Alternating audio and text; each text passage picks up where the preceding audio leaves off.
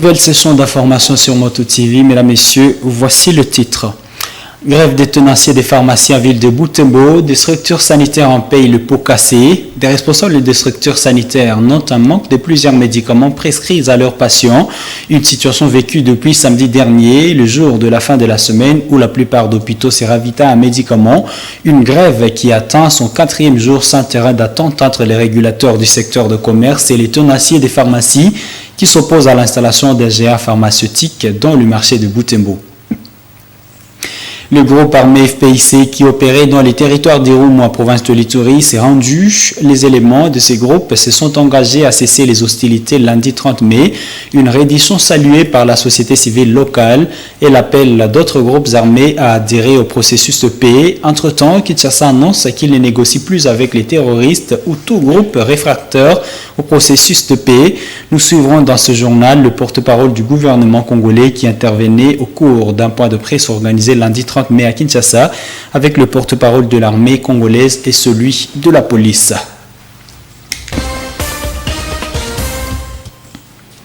Mesdames et messieurs, bienvenue dans l'intégralité de ce journal. Ouvrons-le par cette page religieuse.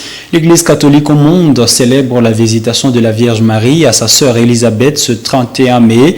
Cette solennité marque la fin du mois de mai dédié à la Vierge Marie. Cet événement n'est pas passé inaperçu en diocèse de Butembo-Béni. Au total, 20 légionnaires de Marie de la paroisse Notre-Dame de Lourdes de Rwanda se sont engagés à suivre la Sainte Vierge. Des explications dans ce reportage de Roland Kakimo.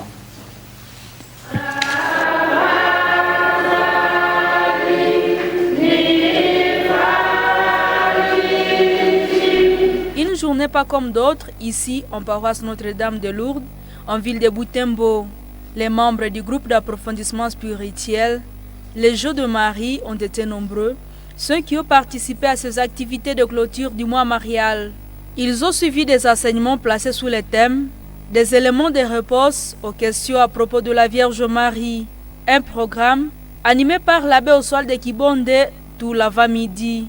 Luka kipindi cha kwanza mstari wa 12 Elizabeth alisema mbarikiwa kuliko wanawake wote, ni kusema wanawake wote wa dunia. Amen. Yeye mbarikiwa kuliko wanawake wote. L'après-midi s'en est suivi une célébration eucharistique. L'abbé Cyril, aumônier paroissial de la Légion de Marie, a présidé cette messe. Elle a réuni les légionnaires venus de tous les secteurs de cette jeune paroisse de moins d'une année. Ici, ces amis de la Vierge Marie ont donné des témoignages au sujet des légionnaires qui se sont engagés à suivre la mère de l'Église ce jour.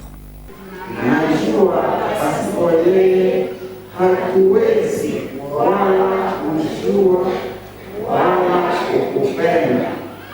Vipaji vyako vyote vinagawanyika kwa mikono yako, kwa mtu anayependa yeye kumupa, na wakati anapopenda kadiri anavyotaka na kwa namna anavyotaka.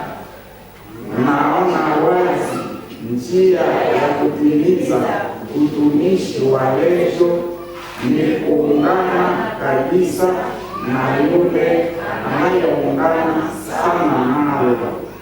Les heureux du jour ne sont pas tombés du ciel. Ils se sont préparés à cet engagement pendant 9 jours. Le célébrant du jour les invite à persévérer dans la prière et à accueillir la parole de Dieu comme leur bouclier. Mwende mukaimarishe imani ya ndugu zenu. Haleluya. Mwende mukasonga ni ukutirire mubani chenu. Ya pili, mwende mukajenge nyumba zenu kwa usawa. Ndio mmoja wako mmanyo. Na utumishi wa kweli unaanza wapi? Ndani ya familia. Mwende muishi umoja na watu wote. Albert Kasereka, conseiller au Sénat tous Notre-Dame du Bon Conseil, se réjouit de cette première activité organisée par les légionnaires dans cette paroisse. Kwa siku ya leo tumeaganisha wasaada wetu walikuwa karibu 21 wameagana katika Legio ya Maria kama watamtumikia. Ndio maana kufikia hii lengo walianza mkituo cha wasaada, yani wa auxiliaire. Kisha kumaliza karibu miezi 6 msaada sasa unafanya maagano. Ndio kwa siku ya leo wadada wetu karibu 21, kati yao kulikuwa wanaume karibu 3 na wengine ilikuwa 18 wa mama. Sote walikuwa 21 wameagana leo katika Legio ya Maria hapa katika paroisse mpya ya Kaleverio-Rwenda. Ces activités ont été clôturées à la grotte mariale où ses participants ont confié leurs prières à l'intercession de la Vierge Marie, la mère de l'Église. À 4 jours de la grève des tenanciers des pharmacies en ville de Butembo, des médicaments manquent dans des structures sanitaires. Les hôpitaux les plus affectés sont ceux qui se ravitaillent à médicaments à la fin de la semaine. Depuis samedi dernier, des responsables des structures sanitaires ont trouvé des alternatives de recourir à d'autres structures et à des marketeurs de grandes firmes pharmaceutiques pour se procurer des médicaments. Une solution qui ne comble pas les besoins des soins qu'ils doivent apporter à leurs malades. Reportage Francine Mousseau. Dans cet enclos fonctionne le centre hospitalier pédiatrique Saint-Pierre de Butembo. Cette structure sanitaire fait face à une carence en médicaments depuis samedi dernier, ce qui justifie ces places vides dans ces armoires de la salle de soins et de la pharmacie de cet hôpital. Une situation qui rend la tâche difficile au docteur Pitié, qui ne sait plus comment faire la prescription médicale pour ses patients. Ce pédiatre demande ainsi aux tenanciers des pharmacies de penser aux malades qui en ont besoin. Le grève de pharmaciens ou des agents de la Tefalou nous rend vraiment la tâche très difficile et très compliquée, vu que nous utilisons le médicament chaque jour et c'est ce qui nous permet de subvenir aux besoins des malades et puis de les soulager de leurs maux. Et puis quand les pharmaciens font la grève, ils n'ouvrent pas leur pharmacie, nous n'avons plus accès aux médicaments et on ne sait plus soigner nos patients. Pour trouver le peu de médicaments que nous utilisons maintenant, on le fait vraiment avec beaucoup de difficultés. Et puis il y a certains patients qui sont en train de souffrir puisqu'il y en a certains médicaments qui nous manquent carrément. Et puis le malade reste des victimes de cette histoire. Parce qu'il faut rester à souffrance, leurs maux ne seront pas soulagés. Et nous, vraiment, ça nous pénalise beaucoup. Les tenanciers des pharmacies réunis au sein de la Tefalou sont à grève depuis vendredi 27 mai. Ils refusent l'implantation en ville de Butembo des géants médicaments qui devraient vendre des produits pharmaceutiques en gros et en détail, ce qui risque de mettre à péril leur travail.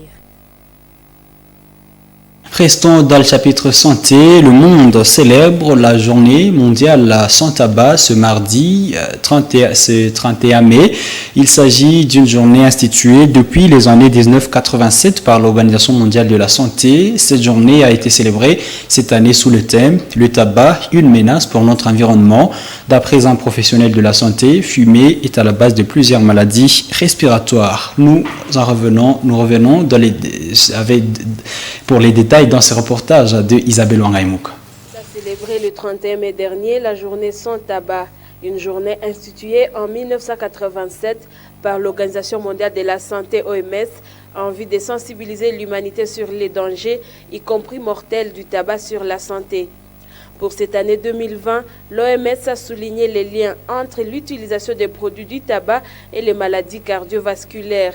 En ville de Butembo, le médecin Kalimanzanzu signale que les preneurs du tabac sont également exposés aux maladies respiratoires comme l'asthme. Selon lui, même ceux qui vivent dans leur entourage sont affectés. Les maladies, il y a de deux types. Il y a d'abord le premier grand type, ça donne ce qu'on appelle la bronchite chronique tabagique. C'est-à-dire, vous allez voir la personne, elle tousse souvent et la plupart des temps, c'est le matin. À part la bronchite chronique tabagique, il y a aussi ce qu'on appelle les cancers.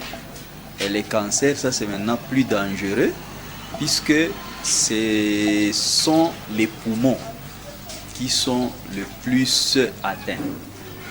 Mais à part les poumons, il y a aussi chez les femmes, au niveau des trompes, il y a des structures ou des structures qu'on appelle ce sont des poils d'ailleurs. Ces poils-là sont paralysés par la nicotine. Et quand ces poils-là sont paralysés, si la femme tombait enceinte, vous allez voir que l'œuf qui a été fécondé ne va plus bouger, ça va se développer dans la trompe au lieu d'entrer dans la matrice. Et c'est comme ça que vous allez avoir ce qu'on appelle des grossesses extra-utérines. Comme ce n'est pas dans la trompe que la grossesse est censée être développée, la trompe va éclater, la dame va saigner, et si on ne découvre pas ça à temps, la dame va mourir. Et ça, c'est chez la femme. Chez l'homme aussi, on peut avoir des cas de stérilité par presque le même mécanisme. Il y a ce qu'on appelle des fumeurs actifs et des fumeurs passifs.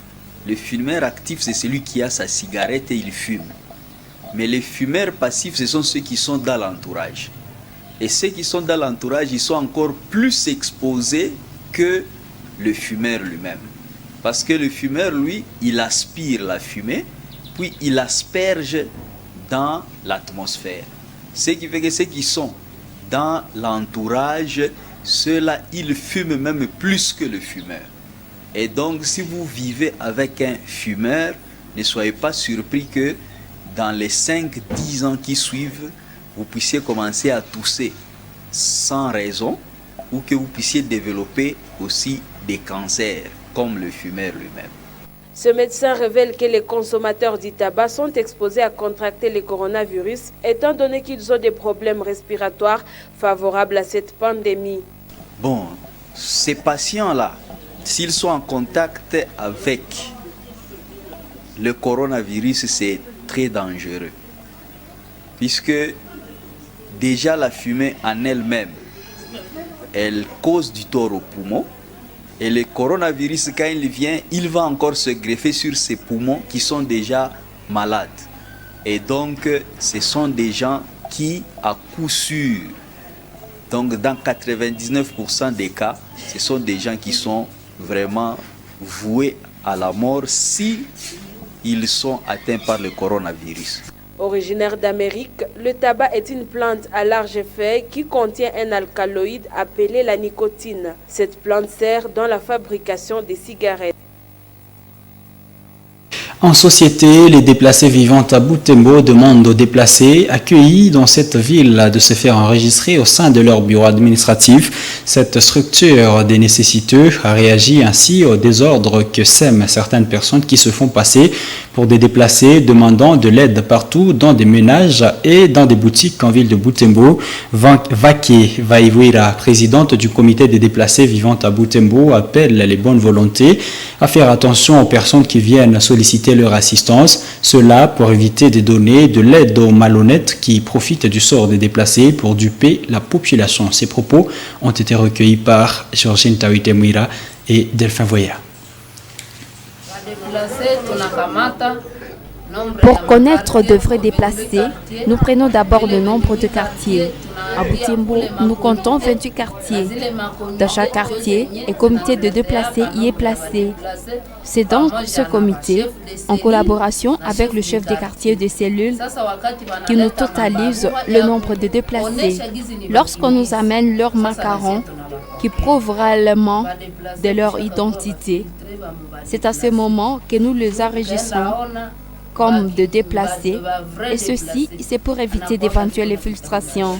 Normalement, de vrais déplacés sont toujours munis de leurs macarons. Ça permet de les identifier. De nos jours, nous avons personnellement remarqué qu'il s'observe un désordre total dans la ville. Nous ne savons pas que faire. Ce désordre est issu des déplacés qui passent porte à porte dans des ménages. Et cela va à l'encontre de notre mission, car cette mission de collecter des dons est uniquement réservée à nous. C'est nous normalement qui déployons l'équipe sur terrain. Lorsque certains déplacés passent ménage par ménage sur notre travail, nous ne saurons pas qu'ils y vont car nous sommes ici au bureau à la mairie. À ce moment-là, nous ne saurons pas détecter qui y est passé ou pas. Nous remercions les autorités de la ville car ils nous ont déjà donné un bureau qui se situe ici à la mairie de Butembo. Nous invitons des déplacés non encore identifiés de passer par ici afin qu'ils puissent être aussi mis sur la liste des déplacés qui doivent bénéficier de l'aide. Ici même, dans notre bureau des déplacés, diverses préoccupations relatives aux déplacés sont traitées.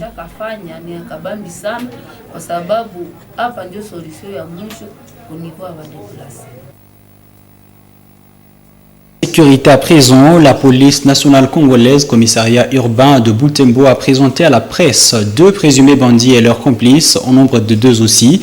Cette présentation a eu lieu ce mardi 31 mai à l'état-major de la PNC Butembo. Ils sont accusés d'avoir mené des incursions dans des ménages des habitants de la ville de Butembo. Un reportage de Croyat Viamba rendu par Eugénie Moussiviroa. C'est le commandant de la PNC, le commissaire supérieur principal Polongo Maditoto, qui a présenté ces présumés bandits. Était présent ici, dans la cour de l'état-major de la PNC Butembo, le maire intérimaire de Butembo, le commissaire supérieur principal Moabai Kiteli Roger, de journalistes, des agents de la police et de victimes des opérations de ces hommes. Le commandant de la police fait savoir que le premier groupe de ces présumés bandits ont été arrêtés dans la nuit du samedi 28 mai et le second groupe le dimanche 29 mai dernier de la matinée.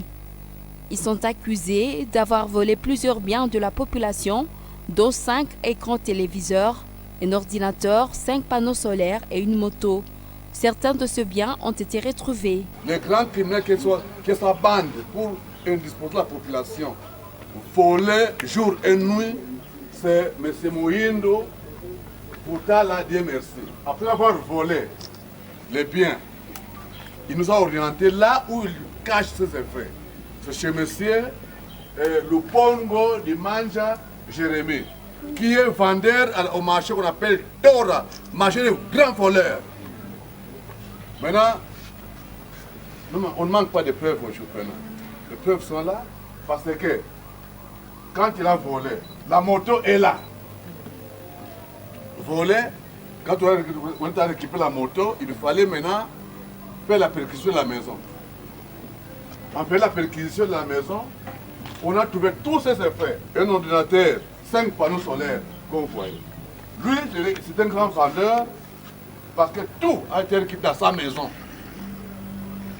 Il n'a même pas à nier à l'époque pour tout criminel qui aime se défendre, mais il est conscient qu'on est allé récupérer tous ces effets dans sa maison, volé par M. Mohindo Futala, qui est parmi les grands criminels.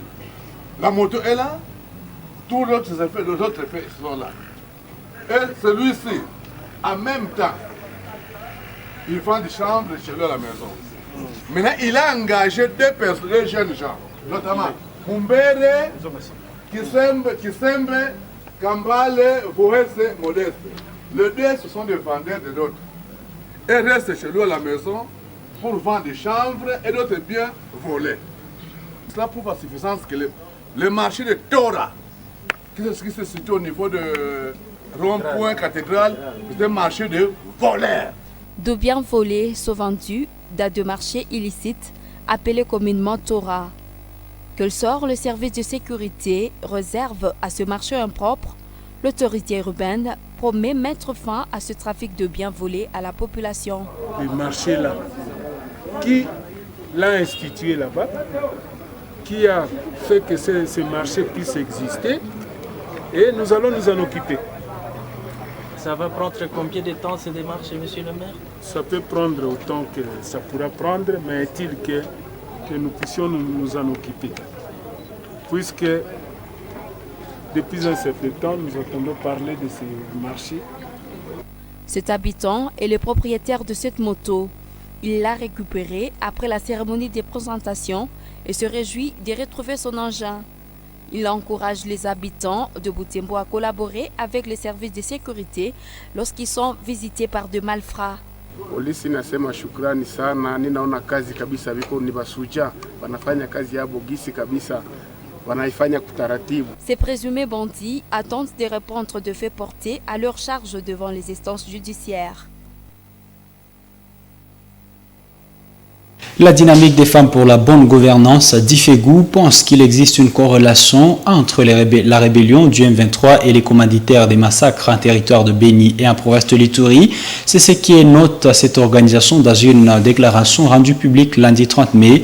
Elle demande que les instigateurs et auteurs de ces massacres soient très bien identifiés. Ainsi, la Difegou appelle la population civile, les autorités militaires, politiques et administratives à se mobiliser contre les massacres de Béni et ceux de l'Ituri, autant que cela a été fait dernièrement contre les attaques du M23 en territoire de Rutshuru et de Nyiragongo. Écoutons ici Rose Twombiane, coordonnatrice de la Difegou, dans ce message, dans les messages clés dont les propos ont été recueillis par Francine Nelly Mungeshali. Ça nous amène à demander aux autorités et même à la nation tout entière de continuer à se mobiliser et de ne pas penser que l'ennemi est gagné parce que le même ennemi est à Béni. Nous voudrions montrer aux gens que le même ennemi est à Béni, le même ennemi est à Djougou, le même ennemi est à Irumu, le même ennemi est à Ituri. Bref, de façon générale plutôt, et il est en train de tuer les paisibles populations.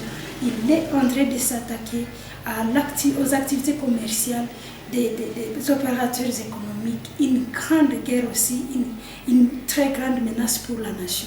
C'est pourquoi le but de notre déclaration que nous avons rendue publique aujourd'hui, c'est de demander aux autorités de ne pas lâcher cette grande mobilisation, de ne pas lâcher ces stratégies qu'ils ont mis à place, et cela de façon prompte.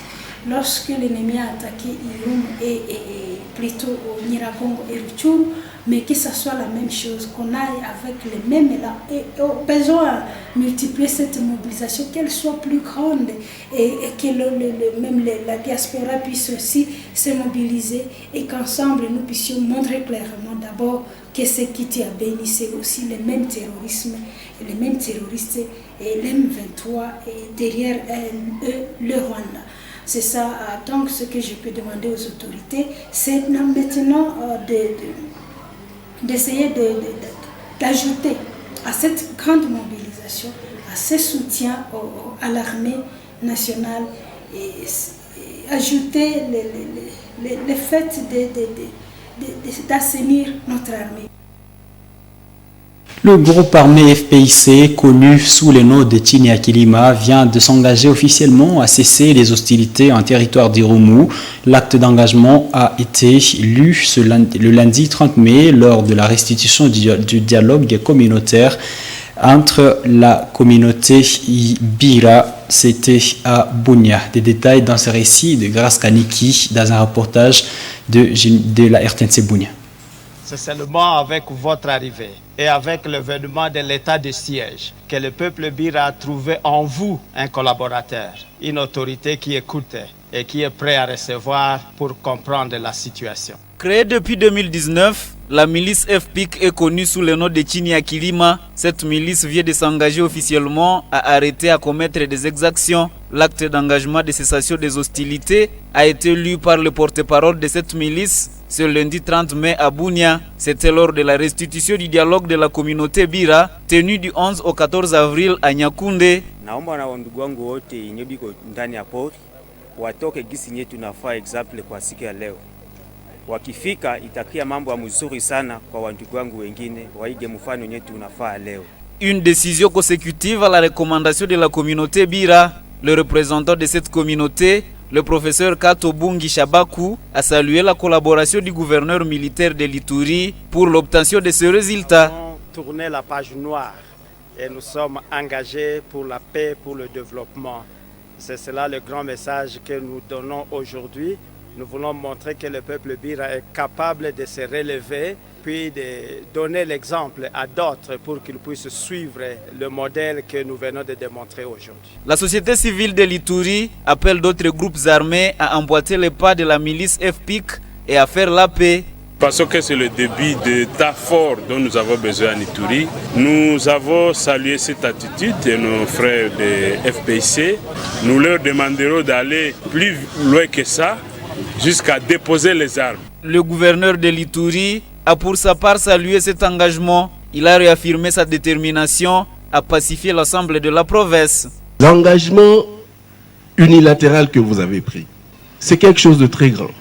Vous avez donné l'exemple. Je voudrais vous dire ceci. Nous avons des grands enjeux aujourd'hui. Les enjeux que nous avons, c'est pour mettre effectivement fin à cette violence. Pendant ce temps, les forces armées de la République démocratique du Congo poursuivent la traque des groupes armés non favorables au processus de paix en territoire de Djougou et d'Irumu. Les réfractaires au processus de paix seront traqués par la force. C'est le ministre de la Communication et Médias et porte-parole du gouvernement, Patrick Muyaya, qui l'a dit lors d'un briefing tenu à Kinshasa lundi 30 mai. Était invité à ce point de presse le porte-parole de l'armée congolaise et le porte-parole de la police nationale congolaise. Le ministre Patrick Muyaya a indiqué que la RDC a déjà opté pour le processus de paix. Néanmoins, il a précisé que le gouvernement ne pourra plus négocier avec les terroristes. Suivez le ministre Patrick Muyaya dans cet extrait choisi par Kraskaniki. Il ne faut pas oublier que nous sommes déjà engagés dans un processus de pacification.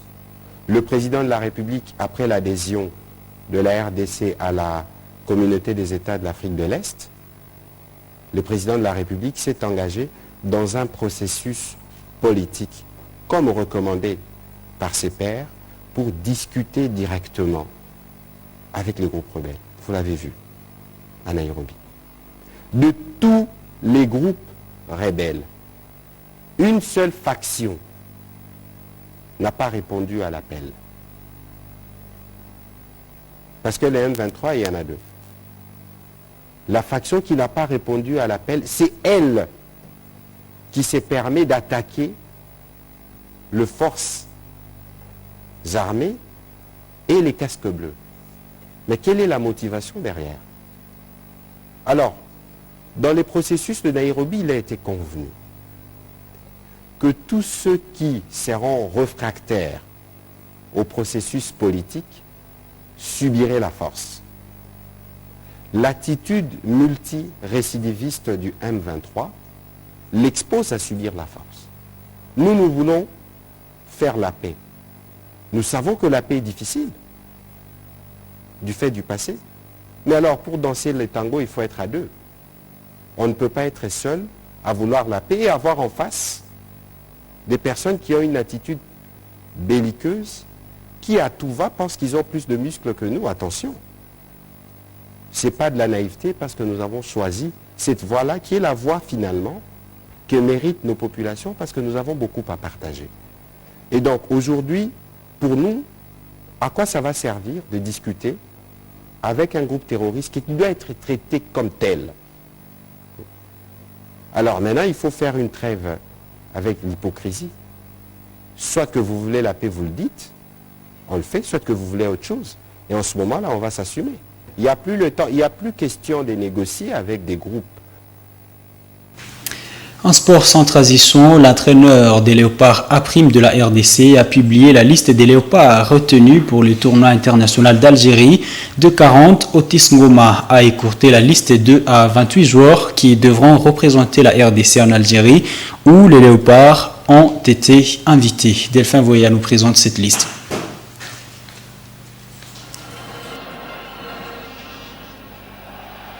Quatre gardiens ont été retenus pour cette campagne. Il s'agit d'Hervé Lomboto, de DSMP Jacques Solunanga, de Sanga Balende, Archimède Paluku du FC Renaissance de Kinshasa, Israël Mubobo du CS Dobosco. Pour son rempart défensif, Otis Ngoma a retenu Issama Peko de Mazembe, Seven Buela de Maniema Union, Isaka Boka de Mazembe, Amede Massassi de Mazembe, Ikoyo Liembe de DSMP, Kombo Alité de Renaissance, Mwimba Isala de Rangers de Kinshasa, Lumbagi Junior de Dobosco et Lita de Mani de Saint-Éloi. Au milieu de terrain, on retrouve Christian Sondi du DSMP, Wangombabu de Maniema Union, Peter Mutumosi de AS Vita Club, Mika Miché de Mazembe, Merveille Wamba de V Club, Claudie Likonza de Mazembe, Nzenge Limpia de Maniema Union. Pour constituer son attaque, l'entraîneur de Léopard A'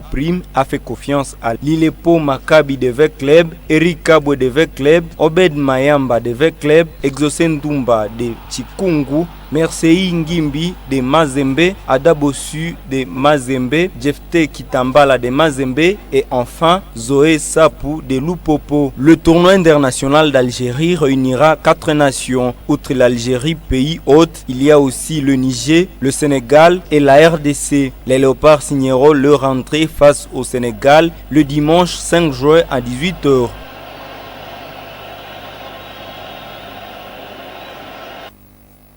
En équipe première des Léopards, 23 joueurs sont déjà à Kinshasa pour les rassemblements depuis le lundi 30 mai en vue de préparer les éliminatoires de la CAN Côte d'Ivoire 2023.